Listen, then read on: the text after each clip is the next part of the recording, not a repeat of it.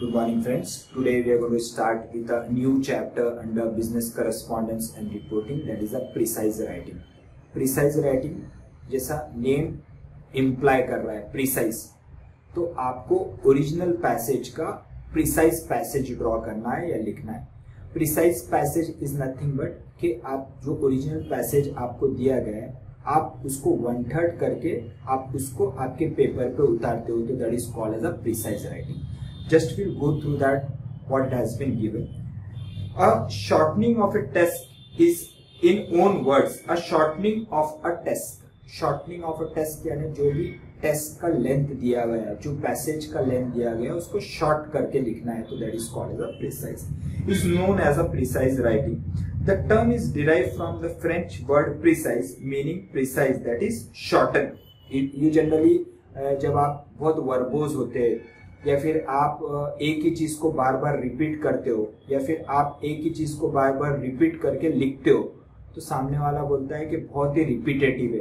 Try to be concise. Concise यानी आप up to the mark रहिए, प्रिसाइज रहिए. तो दैट इज कि जो ओरिजिनल लेंथ दिया गया है उसको अगर आप शॉर्टन करते हो तो that is called as a precise writing. Generally articles chapter में प्रिसाइज राइटिंग यूज होता है कि लेंथियर चैप्टर है तो उसको आप प्रिसाइज वे में जनरली आप नोट डाउन करते हो, आप आपके ओन वर्ड्स के अंदर आप किसी नोट्स को लिखते हो, तो that is called as a precise writing. Thus a precise gives an accurate and a concise and a brief description of a substance contained in the text without losing its meaning. What is very important of precise writing is कि जो original passage दिया गया है, original chapter दिया गया है, उसको आपको 1/3 करके शॉर्टन करके लिखना है. एट द सेम टाइम आपको ये ध्यान रखना है कि जो ओरिजिनल व्यूज है वो आपके प्रिसाइज पैसेज के अंदर वो चेंज ना हो. You retain the original views in your precise passage, but at the same time you have to see to it that के जो व्यूज ओरिजिनल पैसेज में है वो आपके प्रिसाइज पैसेज के अंदर चेंज ना हो. आपको एज इट इज लिखना है, लेकिन 1/3 पैरा में 1/3 पैसेज के अंदर आपको शॉर्टन करके लिखना है और ओरिजिनल व्यू को कायम रखना है वो प्रिसाइज पैसेज के अंदर. आप वहां पे आपको कमेंट करने का इंडिपेंडेंस नहीं है. आपको जो दिया गया है ऐसी उतारना है, आपको ऐसी के ऐसी लिखना है, लेकिन 1/3 लेंथ के अंदर आपको लिखना है. आपके पास इंडिपेंडेंस नहीं है कि आप आपके व्यूज वहां पे डाले, आप कमेंट डालो, आपको ऐसा नहीं करना है. In fact, it is an exact reproduction of the logic, organization and emphasis of the original text. What it has been said, it is an exact reproduction. अब ये क्वेश्चन अराइज होता है कि एग्जैक्ट अगर ऐसी लिखना है तो एज इट इज लिखना है. नो, यहाँ पे आप जब रीड करोगे आपको ये ध्यान रखना है कि उसमें बहुत सारी चीजें रिलेवेंट होंगी और बहुत सारी चीजें इररिलेवेंट होंगी.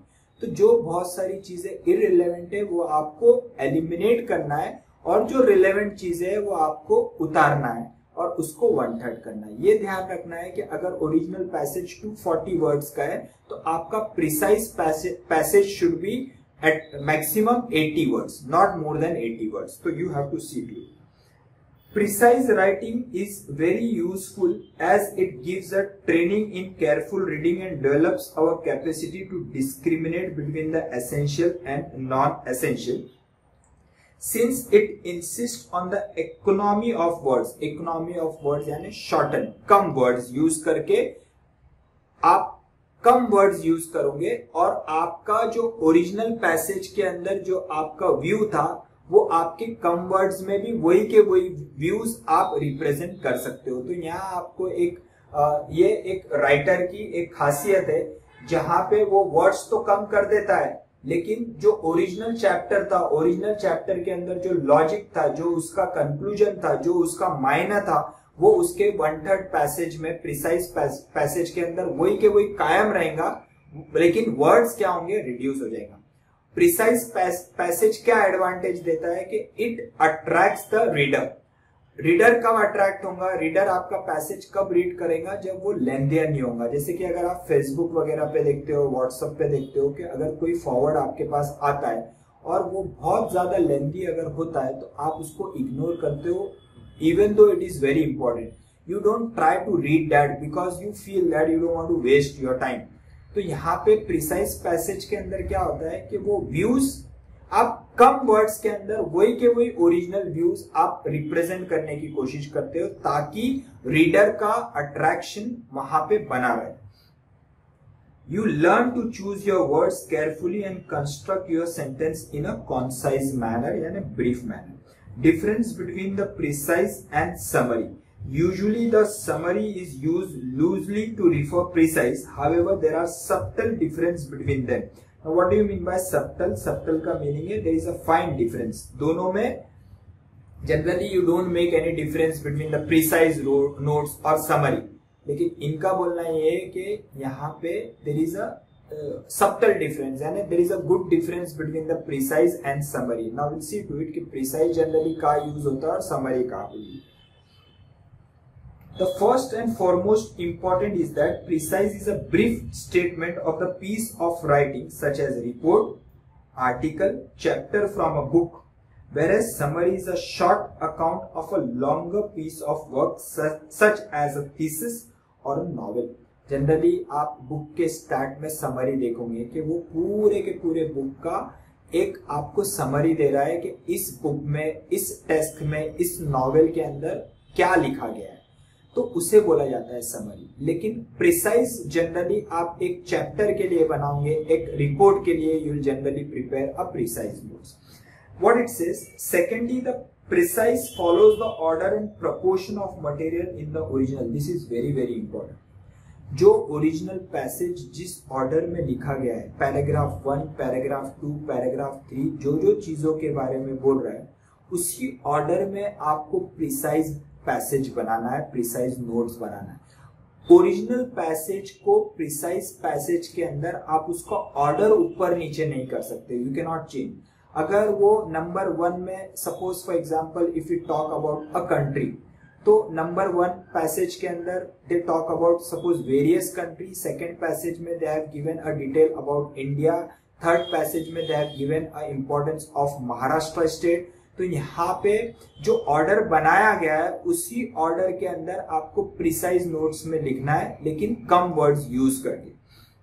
Whereas the writer of the summary is free to change the order and proportion if he wishes to do so. Summary के अंदर ये ऑर्डर उसको फॉलो करने की जरूरत नहीं है. He has a free hand, independence दिया गया है. अगर वो समरी फॉर्मेट में नोट्स बना रहा है तो उसके लिए ऑर्डर जरूरी नहीं है फॉलो करना. जो ओरिजिनल टेक्स्ट में जो ऑर्डर है नंबर 1, नंबर 2 में जो एक्सप्लेनेशन है वो उसके समरी नोट्स के अंदर उसे वो चेंज कर सकता है. Another important difference between the two is that the precise states only the thoughts of the original text, whereas the writer of the summary is free to interpret the material and comment on it. एक important चीज जो precise writer को याद रखना है कि उसको अपने views उसमें नहीं डालना है. जो ओरिजिनल टेक्स्ट है उसी को शॉर्टन करके precise notes में लिखना है, ऑर्डर फॉलो करना है. वो अपने कमेंट्स नहीं डाल सकता है, वो अपने व्यूज नहीं डाल सकता है, उसे अनबायस रहना है, जैसा दिया है ऐसी के वैसे लिखना है कम वर्ड्स के अंदर. लेकिन समरी राइटर के लिए ये जरूरी नहीं है. He has a free hand, उसको इंडिपेंडेंस दिया गया है कि वो अपने व्यूज, अपने कमेंट भी डाल सकता है. Now what are the qualities of good precise. एक ओवरव्यू लेते हैं, will not go in detail. Clarity, obviously the one who is a precise writer उसको क्लियर होना है. अगर और कंफ्यूज करेगा तो the person who is a reader he will feel that it is better to read the original passage rather than reading a precise passage. तो he has to be absolutely clear. It is essential that the ideas presented in the precise should be clear and comprehensible. Second, objectivity. The writer must have an objective approach. Objective approach का meaning है as it is. जो original text में है as it is आपको आपके precise notes में उतारना है. आपको वहां पे अपनी होशियारी जो है वो प्रिसाइज करने में यूज करना है, ना कि एक्स्ट्रा ऑर्डिनरी आपको उसमें नॉलेज डालना है. No need. जो दिया गया है एज इट इज आपको लिखना है. He should be able to write a precise that is unbiased, purely a summary of original text. Correctness, obviously he has to follow as it is. Correct होना चाहिए. Incorrect रहेगा तो उसका कोई meaning नहीं है. The writer must ensure that not just the fact but also the grammar and the sentences are without flaws. Flaws का meaning है there should not be any kind of a mistake. Such error can be obscure the meaning of the message. Obscure का meaning क्या है? What do you mean by obscure? Obscure का meaning क्या है? Unclear, unclear, doubtful, dubious, the meaning of obscure. तो आपको correctness follow करना है. Then there is a coherence. Coherence यानी कनेक्शन होना चाहिए एक दूसरे से. जिस तरीके से ओरिजिनल पैसेज के अंदर जो कनेक्टिविटी बनाई गई है उसी कनेक्टिविटी में आपको प्रिसाइज नोट्स डाउनलोड लिखना है. Then there is a completeness. It should be complete, it should not be incomplete. यानी जो व्यूज ओरिजिनल पैसेज में दिए गए वो पूरे व्यूज आपके प्रिसाइज पैसेज में आना चाहिए with shorten words. Then there is a conciseness. Obviously conciseness is a heart of precise passage. Concise यानी ब्रीफ. जो ओरिजिनल पैसेज जिस तरीके से बनाया गया है उसको 1/3 वर्ड्स यूज करके आपको कॉन्साइज प्रिसाइज पैसेज बनाना है. Conciseness is a desirable quality of good precise. A piece of writing is considered concise if it conveys the message in the fewest possible words. कम से कम word use करके. But the writer should not omit the essential fact to achieve the conciseness. जो original passage के अंदर जो चीज जरूरी है वही चीज आपके precise passage में आना चाहिए, लेकिन कम words use करके. Now what are the steps? ये steps देखते हैं and then we'll take one of the example what it has been said. Precise writing procedure. You have to follow this in the examination. One paragraph we will take, one passage we will take and we'll try to understand कि इन्होंने किस तरीके से उसको shorten किया गया है. बराबर? What it says? Step 1. What is the step 1? Read the passage carefully, more than once if so required. The first requirement of the writer is to understand the text well enough to extract its central and main ideas. सबसे important है read the passage carefully. अगर आपको एक बार में समझ नहीं आ रहा है और एक बार रीड करिए. जैसा we have done in a note making कि रीड करते वक्त कॉम्प्रिहेंशन में भी मैंने आपको बताया था कि रीड करते वक्त इंपॉर्टेंट सेंटेंसेस को मार्क करिए, उसके मीनिंग अंडरस्टैंड करिए. What is very very important in comprehension, in note making, basics of writing and today precise writing. What is very very important is कि आपको वो पैसेज का अंडरस्टैंडिंग कब आएगा? जब आपको वर्डिंग्स क्लियर हो, उसके वोकैबुलरी का नॉलेज अगर है आपको तो आपको उस पर ध्यान देना है. Even if you are not aware with that, sentences के फ्लो से आपको वर्ड्स का मीनिंग ऑटोमेटिकली समझ में आएगा. तो यहाँ पे क्या बोल रहा है? सबसे इंपॉर्टेंट फर्स्ट पार्ट क्या है कि read the passage carefully. It says read the passage carefully. Second क्या दिया हुआ है? डिसाइड व्हाट फैक्ट्स और ideas in the text are essential and what are of secondary or of no importance. It is good idea to underline the important terms or ideas. You have to underline the important terms. जो irrelevant है उसको eliminate करना है. Cut भी कर दिया तो चलेगा, लेकिन पेपर में अगर करना है तो पेंसिल से करना है, ना कि पेन से करना है. पेंसिल से आपको इंपॉर्टेंट वर्ड्स अंडरलाइन करना है, देखना है, और आपके आंसर शीट्स में अगर आपको लग रहा है तो साइड में वर्किंग नोट्स बना के आप मीनिंग लिख सकते हैं. Working note generally account costing में होता है, लेकिन यहाँ पे भी आप एक रफ पर्टिकुलर पार्ट लेके वहां पे उसके मीनिंग लिख सकते हो ताकि आपको प्रिसाइज नोट्स बनाने में आसानी हो. Then you have select a suitable title for the propose precise. पहले केयरफुली रीड करना है, सेकंड मार्क करना है, जो इंपॉर्टेंट है इररिलेवेंट है उसको इग्नोर करना है, एलिमिनेट करना है. Third step is to title select करना है जो आपको लगता है कि वो पर्टिकुलर पैसेज को जो सुटेबल टाइटल जो हो सकता है. फोर्थ है collect all the points and prepare the first draft of the precise. First draft. Why it is called as a draft? Because it is not final. तो आपको एक रफ आप पैसेज तैयार कर सकते हो, क्योंकि आपको ये ध्यान रखना है प्रिसाइज नोट्स बनाते वक्त कि उसके number of word should be 1/3 of original. जो ओरिजिनल नंबर ऑफ वर्ड्स रहेंगे आपके प्रिसाइज नोट्स में 1/3 से ज्यादा वर्डिंग्स नहीं होना चाहिए।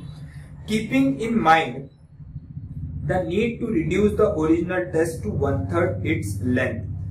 Fourth, the main thought expressed in the passage, the ideas it contains, the opinion presented and the conclusion arrived at should be a part of rough draft. Rough draft के अंदर आपको ये सब चीजें include करनी है, बराबर। Next is read the draft. It may so happen that it is too long. Shorten it further if necessary by omitting anything which is not necessary to the central idea or remodeling the sentences. Normally you should succeed in producing a good precise by the second draft. First draft जो draft बोला गया है वो final draft नहीं है। First draft rough draft है, आप उसको रीरीड करेंगे, अगेन इररिलेवेंट चीजें उसमें से निकाल दोगे और फिर फाइनल ड्राफ्ट बनाओगे। Second draft should be your final, क्योंकि अगर ड्राफ्ट बनाते तो मैक्सिमम टाइम आपका जाएगा। तो सी टू इट दैट कि सेकंड ड्राफ्ट में आपको फाइनल करो। स्टेप 6 क्या बोल रहा है देखिए, when you have made a second और a final draft,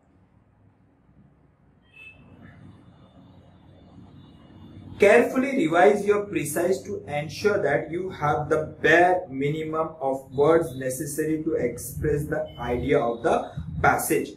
Check to make sure that the precise has been written in words that are your own and not those of the author. ऐसा नहीं करना है कि जैसा लिखा है ऐसी के ऐसी आपने उतार दिया, उसमें से बीच में से कुछ सेंटेंस एलिमिनेट कर दिया एंड एज इट इज आपने उतार लिया। ये नहीं करना है, आपको आपके वर्ड्स यूज करना है, keeping in mind that the idea of the author is not change in your precise passage. उसके व्यूज को आपको रखना है आपके उसमें, लेकिन आपके वर्ड्स के अंदर आपके उसके जो आइडियाज है आपके वर्ड्स में आप उस आइडिया को एक्सप्रेस करेंगे कम वर्ड्स के अंदर। तो that is called as a precise. Now what is points to be remember, what are the important points to be remember? It says a precise must not exceed 1/3 of the length of the original passage. याद रखना है कि 1/3 से ज्यादा नहीं होना चाहिए। Identify the central idea and omit unnecessary details. Central idea यानी उसका मेन क्रक्स क्या है, वो जो पैसेज दिया गया है उसका मेन आइडिया क्या है, वो मेन आइडिया ही आपका टॉपिक बनेगा। Eliminate wordy expression, avoid unnecessary repetition. Every precise should have a short and appropriate title. Very important. It should have appropriate title. It should be written in the words of the precise writer. The main idea of the original text should be presented in the same order in the precise. ये याद रखना है कि जो paragraph में order बनाया गया है, जो पैसेज के अंदर जो व्यूज दिए गए वही ऑर्डर में आपके प्रिसाइज पैसेज के अंदर वो आने चाहिए। Do not introduce ideas of your own. Remember, don't put your own ability under that, don't put your own word in the sense आपके आइडियाज उसमें आपको नहीं डालना है, आपको ऑथर के आइडियाज को प्रेजेंट करना है, ना कि आपके आइडियाज को। डू नॉट क्रिटिसाइज और चेंज द ऑथर आइडियाज। यहाँ पे आपको कमेंट करने का, कंक्लूजन देने का इंडिपेंडेंस नहीं है। आप आपके कंक्लूजन या आप कमेंट नहीं दोगे। जो ऑथर ने बोला, अगर ऑथर ने कमेंट किया आप भी कमेंट करो वही चीज, वो जो कमेंट कर रहा है आप शॉर्टन वर्ड्स करके वही चीज कमेंट करोगे। Always use the third person reported speech and a past tense while writing the precise. Only universal truth should be written in the present tense. This is very very important. क्या बोल रहा है देखिए, use the third person, always use the third person यानी I you, ये ना use करके third person आपको यूज करना है। रिपोर्टेड स्पीच पास्ट टेंस ना कि प्रेजेंट टेंस। प्रेजेंट टेंस में क्या यूज करना है, तो वो बोल रहा है यूनिवर्सल ट्रूथ, जो सबको दुनिया को मालूम है। अगर वो चीज आप आपके व्यूज में पैसेज में डाल रहे हो प्रिसाइज पैसेज के अंदर, तो सिर्फ उसको आपको प्रेजेंट टेंस में यूज करना है और बाकी सब चीज को आपको पास्ट टेंस के अंदर यहाँ पे डालना है। I don't have to explain you what is a present tense और अ पास्ट टेंस, बराबर।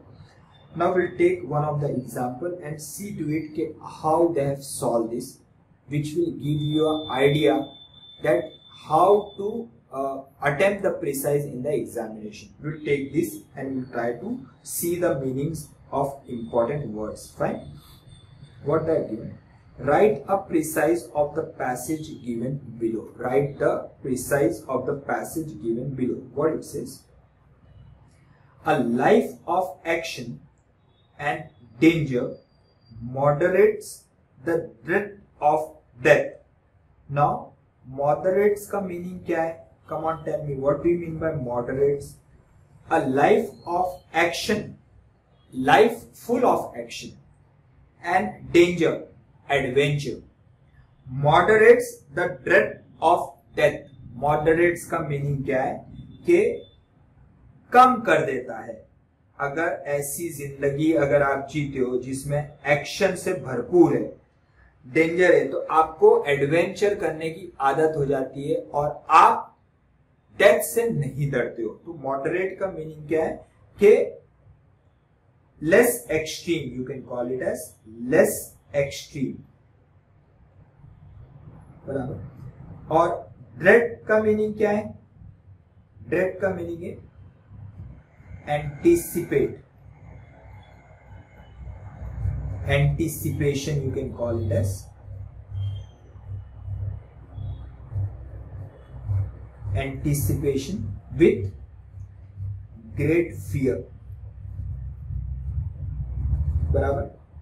इसका मीनिंग क्या है? A life of action and danger moderates the dread of death. dread of death यानी जिसको अपन बोलते हैं कि डेथ से अपने को एक डर लगता है. वी फील दैट कि अगर ऐसा हो गया, अगर मैं मर गया तो क्या होगा.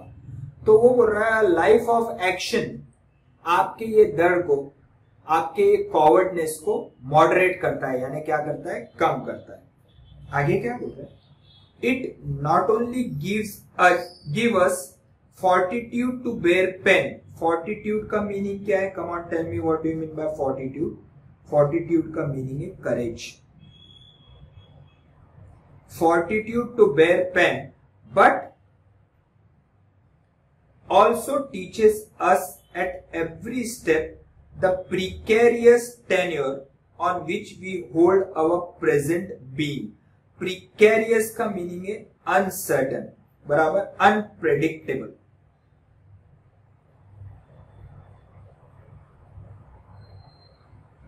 Uncertain, or you can call it as unpredictable. Predictable. You can also call it unreliable. What it says? It not only gives us fortitude, that is a courage to bear pain, but also teaches us at every step the precarious tenure, that is uncertain tenure. ये जो life है that is uncertain, future is uncertain. Precarious tenure on which we hold our present being. जो आज की तारीख में जिस प्रकार अपन रहते हैं उसमें आगे जो होने वाला है वो आपको पता नहीं है. तो अगर आप your life is full of action, you don't worry about anything, तो उस circumstances में आपको आने वाली जो डेथ है वो डर आपको कम कर देगा. यानी आपको लगेगा कि ठीक है, ये तो इट इज एक लाइफ की सच्चाई है कि जो मौत होंगी. तो that is called as fortitude to bear pain. आगे क्या बोल रहा है? Now see what it says next.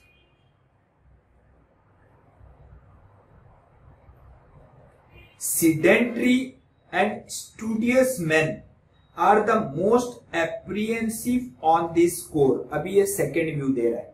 क्या बोल रहा है? Sedentary, sedentary यानी नॉन एक्टिव, जिसको अपन बोलते हैं ना कि जो sedentary लाइफ जीता है, जिसके लाइफ में कोई भी एक्शन नहीं है, एक जगह बैठा है तो बैठा ही रहेगा, तो that is called as a sedentary life. तो what do you mean by here sedentary? You can call it as time spent sitting, ज्यादा हलचल नहीं है उसकी लाइफ में, तो that is called as a sedentary life. And studious man, studious जो बोलते हैं अपन, जो बहुत ज्यादा पढ़ाई करता है, वो एक ही जगह बैठा रहता है, रीड करते रहता है, तो that is called as a studious man. Are most apprehensive on this score. Apprehensive का मीनिंग क्या रहेगा इधर? Come on with the reading you can understand what do you mean by apprehensive. Apprehensive means what? Come on, tell me, what do you mean by apprehensive? Sedentary life से क्या होता है? ये लोग बहुत ज्यादा डरे हुए रहते हैं, उनको कुछ भी एक्शन हो गया लाइफ में तो उनको वो एक्सेप्ट नहीं कर सकते। बोलते हैं ना, वो हार्ट अटैक से मर गया, तो हार्ट अटैक क्यों हो जाता है? कि उन्होंने कभी सोचा नहीं था कि ऐसा कुछ होगा। तो एप्रीहेंसिव का मीनिंग क्या है? कि fearful,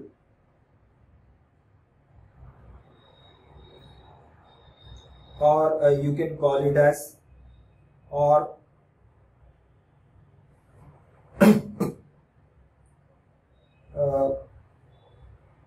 anxious, you can call it as। तो एप्रीहेंसिव, ऐसे बहुत सारे लोग आपने देखे होंगे कि जो अपने कंफर्ट जोन से बाहर नहीं निकल सकते। तो अगर वो कंफर्ट जोन के में रहने के बाद अगर उनके साथ ऐसा कुछ हो गया जो वो एक्सपेक्ट नहीं करते, तो वो बहुत ज्यादा एंशियस हो जाएंगे, नर्वस हो जाएंगे, नॉशिया फील करने लगेंगे।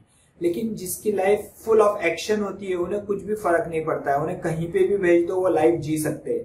तो यहाँ पे तो अभी ये 3 लाइन पढ़ के ही आई गॉट अंडरस्टूड दैट कि ये पैसेज में क्या बोला गया है, ऑथर क्या बोलना चाह रहा है। यहाँ पे उन्होंने 2 चीज के बारे में बोला गया है। 1, एक तो सबसे पहले वो डेथ के बारे में बोल रहा है, और डेथ के बारे में 2 व्यूज दिए गए 2 लोगों के। एक जो डेथ को इजी लेता है, उसको पता है कि डेथ तो आने वाली है, और एक जो अपना कंफर्ट जोन नहीं छोड़ सकता है और उसको बहुत डर लगता है कि अगर डेथ हो गई तो क्या होगा बोल के। तो ये 2 व्यूज यहाँ पे दिए गए। अब रीड करते हैं डिटेल के अंदर। Now what it says,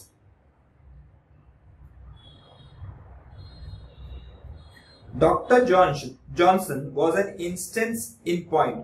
A few years seemed to him soon over, compared with those sweeping contemplation on time and infinity with which he had been used to pose himself.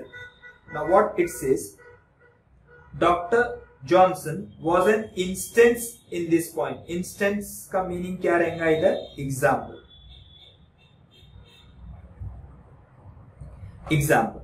A few years seemed to him soon over, compared with those sweeping contemplation on time and infinity with which he had been used to pose himself. In the still life of a man of letters, there was no obvious reason for a change. He might sit in an armchair and pour out cups of tea to all the eternity would it had been possible for him to do so. तो यहाँ पे क्या बोला गया है, देखिए कि एक बंदा ऐसा है जिसके लिए लाइफ जो है वो बहुत शॉर्टन है, यानी उसको लगता है कि मैं एंजॉय नहीं कर पा रहा हूँ पूरा। और एक बंदा जो है जिसको ऐसा लगता है कि लाइफ बहुत ही कॉम्प्लिकेटेड है, बहुत बड़ी है, और वो रिस्क लेने को तैयार नहीं है। तो ये 2 चीज के बारे में यहाँ बताया गया। आगे क्या बोल रहा है, द मोस्ट, पहले तो यहाँ पे कुछ इंपॉर्टेंट वर्ड्स के मीनिंग देख लेते। यहां पे क्या यूज किया गया है, स्वीपिंग कॉन्टेम्पलेशन। स्वीपिंग का मीनिंग है एक्सटेंडिंग,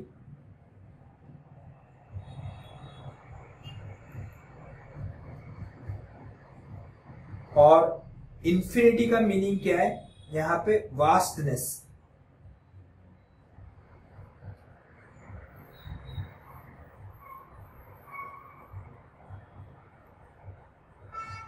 आगे क्या बोल रहा है, the most rational cure after all for the inordinate fear of death is to set just a value on life. If we mere wish to continue on the scene to indulge our headstrong humor and tormenting passion.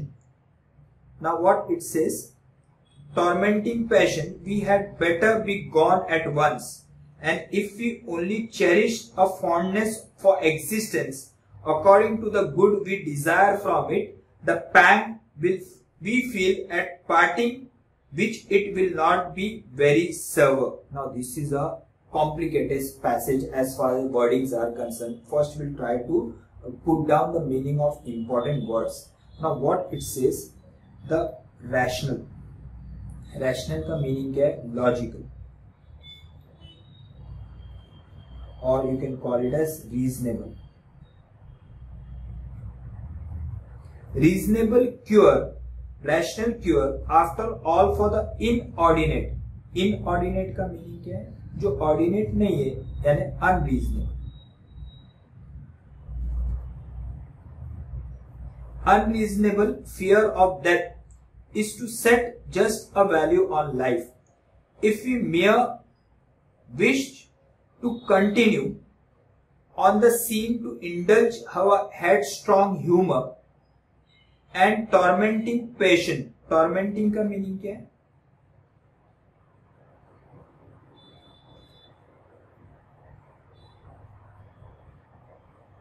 Tormenting is inflicting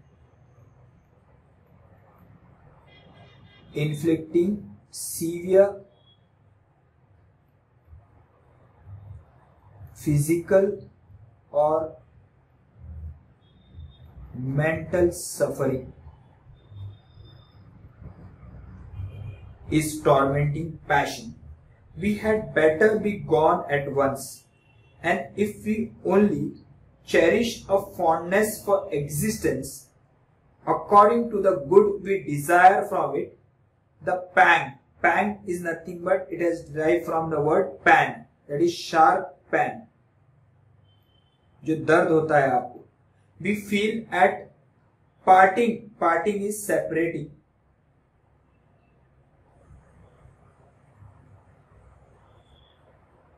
Separating, which it will not be very server. Server इधर क्या meaning है server का? What do you mean by server? A person or thing that serves is called as a server. बराबर. तो यहाँ पे ये सब important wordings मैंने मार्क कराए हुए आपको. You just write down in your book important word. Once again I will read the passage and we'll see to it कि इसको आपको precise किस तरीके से करना है. First you write down all the words, important words, meaning of important words what I have written over here, and then I'll move further. So I hope you have marked the important words. Now once again I am reading the passage, original passage. We'll try to understand the meaning of the passage and see how they have made a precise notes from this original passage. We'll just see to it what they have given. A life of action and danger moderates the dread of death. That means अगर आपको कोई चिंता नहीं है, as it is आप life को ले रहे हो कि जैसा होगा देखा जाएगा, आप ज्यादा लाइफ को इम्पोर्टेंस नहीं दे रहे हो, तो उस सर्कमस्टेंसेस के अंदर आपके लिए डेथ भी आपको उससे डर नहीं लगेगा, वो मॉडरेट हो जाएगा. यू विल फील दैट कि ठीक है आया तो देख लेंगे. It not only gives us fortitude to bear pain, fortitude to bear pain, courage to bear that danger. जो आपकी सोच है, जो डर है आपके उसमें, अगर आप एक लाइफ जीते हो फुल ऑफ एक्शन, अगर लाइफ जीते हो के you enjoy the every bit of life, तो इन दैट सर्कमस्टेंसेस आपका जो डेथ का आपको डर है वो आपको करेज मिलेगा उससे फाइट करने के लिए. But also teaches us at every step the precarious tenure on which we hold our present being. Precarious uncertainty. वहां पे अगर आप आपकी लाइफ अच्छे से जीते हो तो देन आपको ये डर नहीं लगेगा. अगर सपोज आपको बीमार हो गए और हॉस्पिटलाइज हो गए आप, तो यू फील दैट के आप आपके विल, आप जनरली वी से दैट के आपका विल पावर अगर स्ट्रांग है तो आप डेथ को भी मात दे के वापस आ जाओगे. तो उस सर्कमस्टेंसेस में if you are enjoying every bit of life, तो in that circumstances you will never fear about death. दूसरी उसमें क्या बोल रहा है वो, sedentary and studious man are the most apprehensive on this score. Sedentary and studious man, sedentary यानी जिसकी लाइफ जो है एक जैसी है, जिसके लाइफ में कोई भी एक्साइटमेंट नहीं है, जो अपने कंफर्ट जोन में रहना पसंद करता है, तो ऐसे लोगों को ऑब्वियसली अगर थोड़ा भी कंफर्ट जोन उन्हें नहीं मिला तो वो एंशियस हो जाते हैं, जो नौशिया फील करने लगते हैं, उन्हें डर लगने लगता है, वो फियरफुल हो जाते हैं।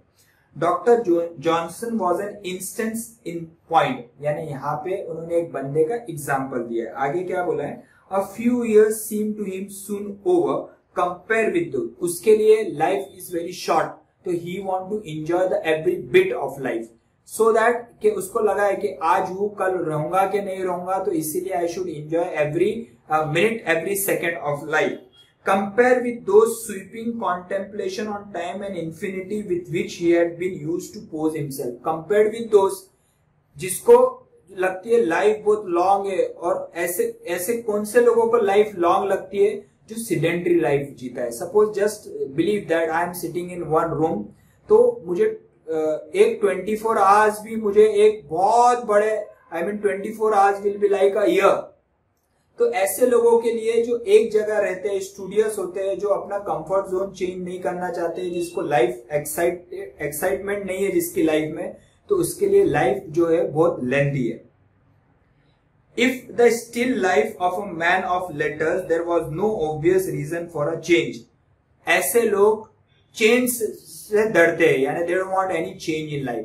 अगर जो लिखा उन्होंने बोला है कि मेरा टाइम टेबल इस तरीके से है, तो अगर वो टाइम टेबल में थोड़ा सा भी चेंज आ जाए तो वो नर्वस हो जाते हैं। दे फील दैट कि यार मैंने ऐसा सोचा था, अगर ऐसा नहीं हुआ, तो वो बहुत ज्यादा फेयरफुल। ऐसे लोगों को जनरली भी से दैट के ब्लॉकेज बहुत ज्यादा है।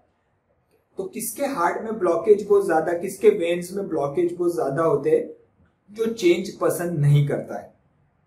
He might sit in an armchair and pour out cups of tea to all the eternity, would it be being possible for him to do so? उसके लिए क्या है कि मैं एक आर्म चेयर में ज्यादा उठा पटक ना करूं, उसको ये हमेशा फियर रहता है कि मैं ज्यादा उठा पटक करूंगा और कुछ कम ज्यादा हो गया तो मुझे क्या हो जाएगा, मैं मर ना जाऊं।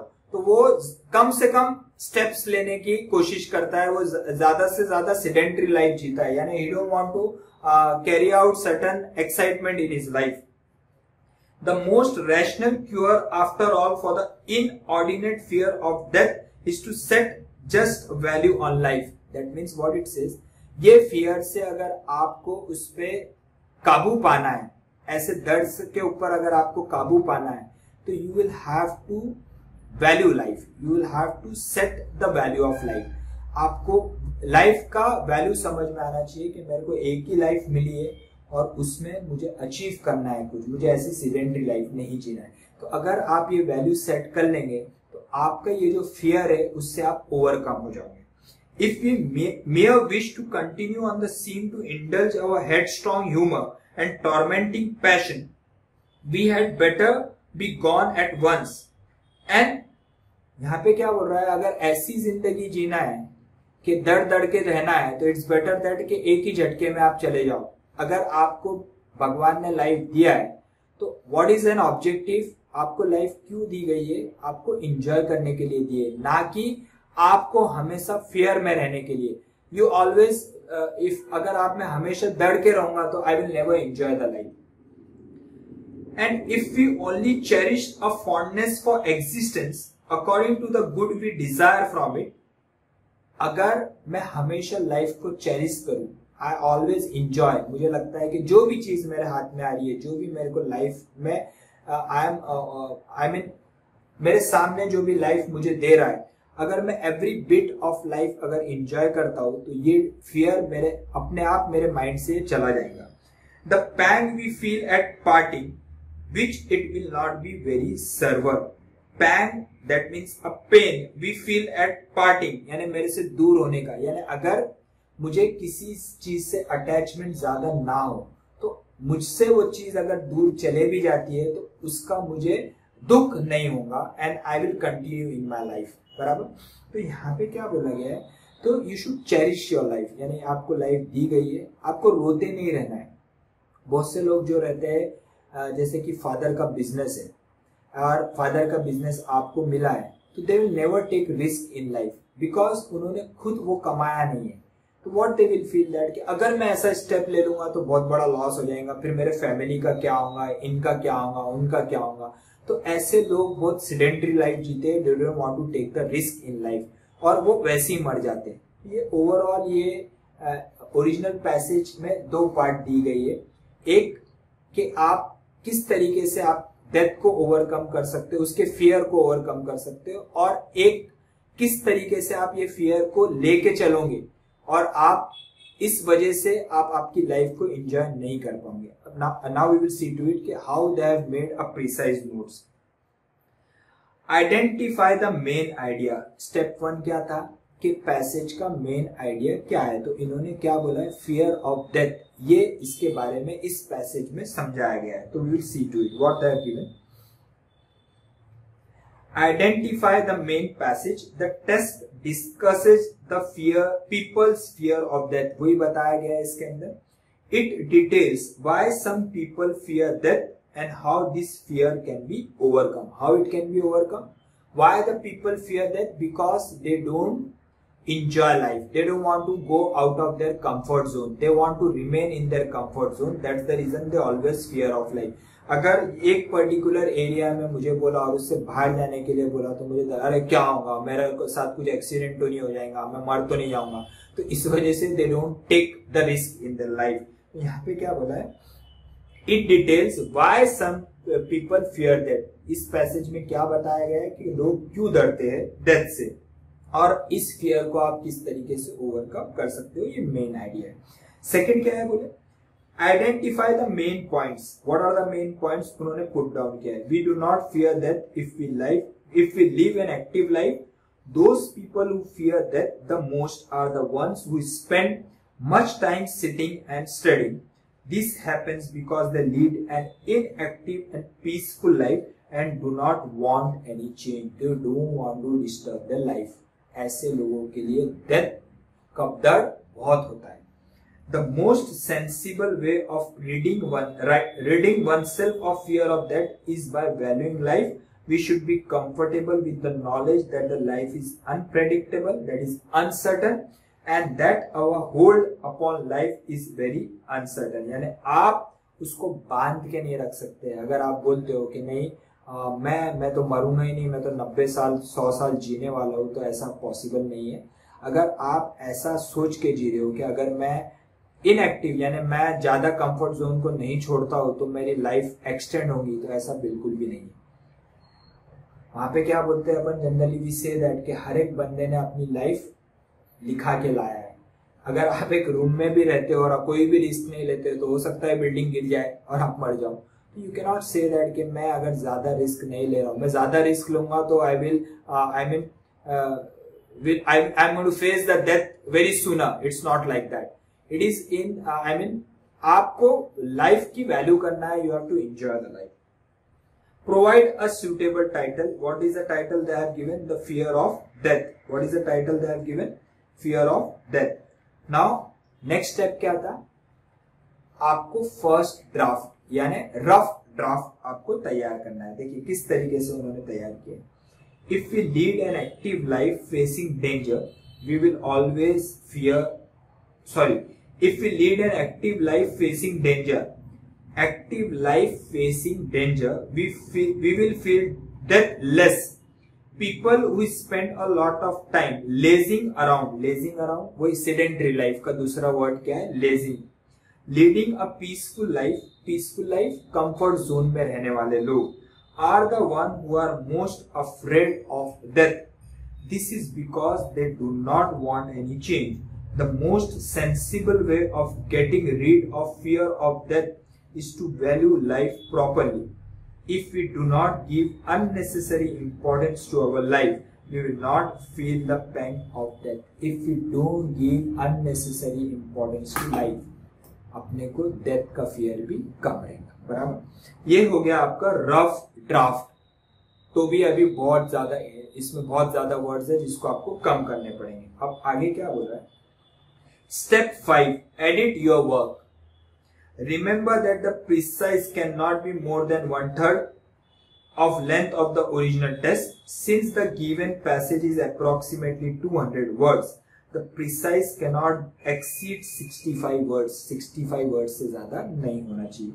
However, the first draft consists of 80 words. देखिए 65 वर्ड्स होना चाहिए आपका पैसेज, 80 वर्ड्स का, यानी वो भी एक्सेप्टेबल नहीं है. उसका बोलना क्या है कि आपको 65 या उससे कम वर्ड्स में ये पैसेज को प्रिसाइज करना पड़ेगा. Therefore, it needs to be edited. Example: people who spend a lot of time lazing around and leading a peaceful life are the ones who are most afraid of death. This is because they do not want any change. Can be rewritten more succinctly in the following manner. Can be written more succinctly in the following manner. यानी ये पूरा जो sentence दिया गया है, people who spend a lot of time lazing around and leading peaceful life are the one who are most afraid of that. ये sentence जो इतना बड़ा लिखा गया है, इसको किस तरीके से आप छोटा कर सकते हैं? तो यहाँ पे क्या बोला है?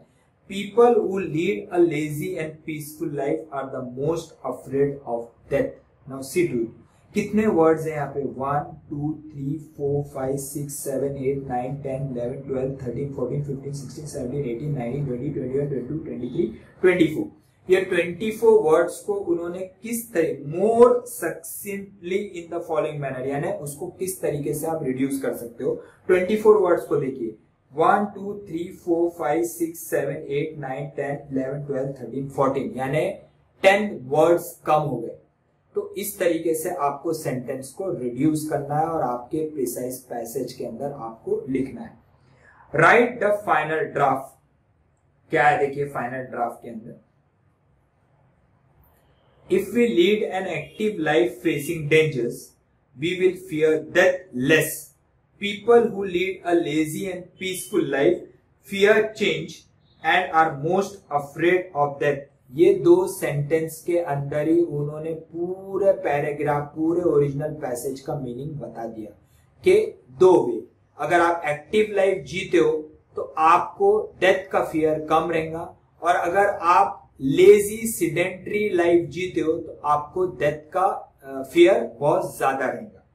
The most sensible way of getting rid of fear of death is to value life properly. If we do not give unnecessary importance to our life, we will not feel the pain of death, or you can write down severe pain of death. So this is how they have reduced the original passage. It is as simple as that. कुछ नहीं करना है, लेकिन importance क्या है? What is very very important is you should understand the original passage. If you don't understand the original passage, then it is very difficult you to make a precise note. तो आपको passage समझने के लिए मैं घड़ी घड़ी आपको बोल रहा हूँ कि आप लोगों ने, I hope you have started using the newspaper. You will have to understand the meaning of important words. If you succeed with that, you can easily understand the passage, और आप आपके वर्ड्स में उस पैसेज को लिख सकते हो, note making कर सकते हो, प्रिसाइज नोट्स बना सकते हो, समरी नोट्स बना सकते हो. तो what is very very important is to understand the wordings. Further, even it's not possible for you to learn the entire dictionary. तो होता क्या है, अगर आप फ्लो ऑफ वर्ड्स को सेंटेंस में देखोगे, जिस तरीके से सेंटेंस स्ट्रक्चर बनाया गया है, तो उस सेंटेंस स्ट्रक्चर से भी आपको एक मीनिंग जनरेट होगा कि ये बोलना क्या चाह रहा है, यहाँ पे ऑथर बोलना क्या चाहता है. Even you are not aware with the meaning of every words, still with the flow of sentence you can understand that कि वहां पे उसका मीनिंग क्या है, वो बोलना क्या चाह रहा है, और उससे आप एक इनडायरेक्ट डिसीजन लेके आप आपके नोट्स को बना सकते हो. तो you will have to practise this. और ये प्रैक्टिस कब आएगा? जब आप रीडिंग करोगे. और मैंने आपको स्टार्टिंग से ही बोला है कि आपको इंग्लिश न्यूज़पेपर रीड करना है. तो this is all about precise notes. अब they have given n number of passages under this. You just go through this, and if you need any help, I will help you out. और यहाँ पे मैंने आप लोगों को पहले भी बोला है कि कुछ important words के मैं आपको मीनिंग देने वाला हूँ. तो within a day or two, I will give you the meaning of important words. Fine. Till then, practice. Note making के कुछ पैसेज प्रैक्टिस करिए, देन प्रिसाइज पैसेज आप वर्कआउट करिए. And if you need my help, I am always there. Bye.